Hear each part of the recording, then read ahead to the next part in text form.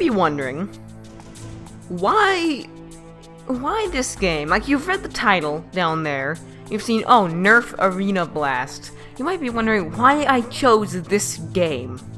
Of all the games that exist on planet Earth, I chose Nerf Arena Blast. I can't blame you for not really knowing, but there is a very specific reason for this. This wasn't my first choice. This wasn't my 5th choice. This was my 6th choice. Allow me to elaborate. I've been through not 1, not 2, not 3, 5 games in the last week or so trying to get one game that will even open, let alone let me record it.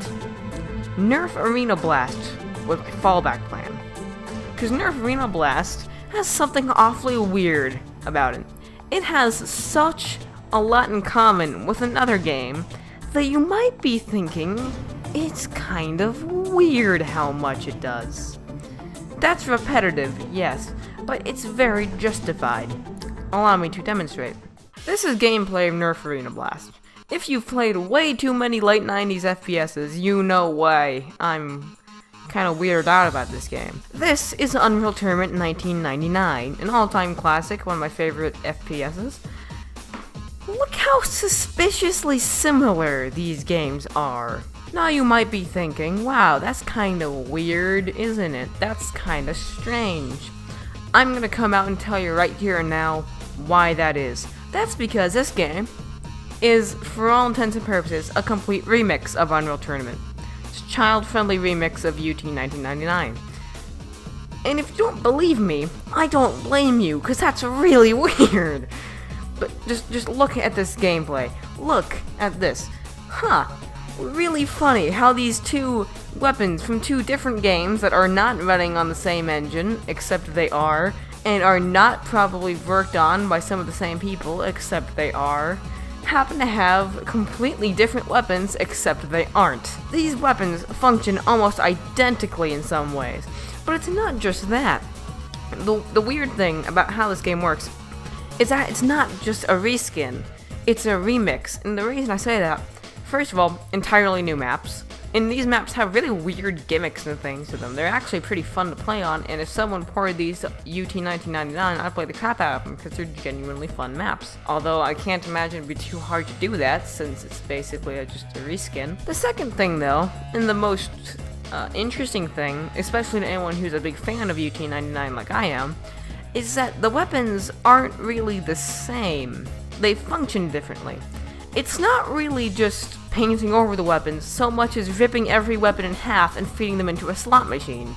Every weapon in UT 1999 has 2 possible fire modes. The same is true for every weapon in Nerf Arena Blast.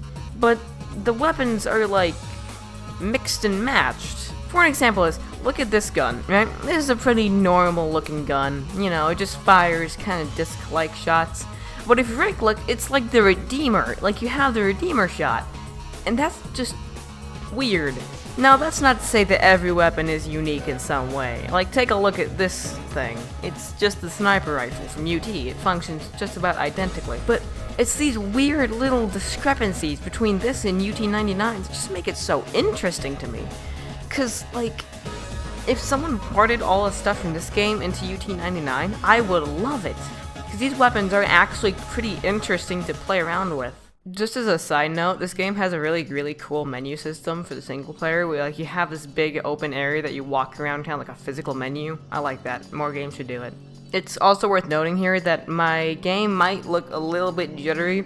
That's not the game messing up. That's just because the mouse control in this is a little finicky, at least on Windows 10. It's probably fine on Windows 7 or XP or anything like that. It could also just be the Unreal Engine just crapping itself because it's shadow play, but I doubt they're gonna run into that when you play, so just keep that in mind. This game does have some interesting things going for it though too, other than just like the remix weapons. It has some pretty unique game modes too. Like you have this one, which I think is called Speed Blast. I can't remember what it's called. I'll show you on the video. In which you are basically running through different points and you're trying to sabotage everyone else who's trying to do the same thing. And that's I haven't really seen that anywhere else, and it's a really fun mode. If more games adopted this, I would be perfectly fine with that. But it's a fun mode. I just liked it. It's enjoyable. You know, it's really weird, now that I think about it, is that besides No One Lives Forever 2, that wasn't really working right, this game is probably the most solid I've covered on this series. It's also the most blunt, and it can really be described with this image, but, like, I actually kind of enjoyed playing this. And I didn't have some horrible thing hampering me. I mean, like, the mouse control was really bad, but, like, it wasn't completely game-breaking. I could still play the game. So it's really weird that of all the things I've played over the last few months, this is the one that doesn't suck. Nerf Arena Blast. Nerf Arena Blast is not a bad game. What?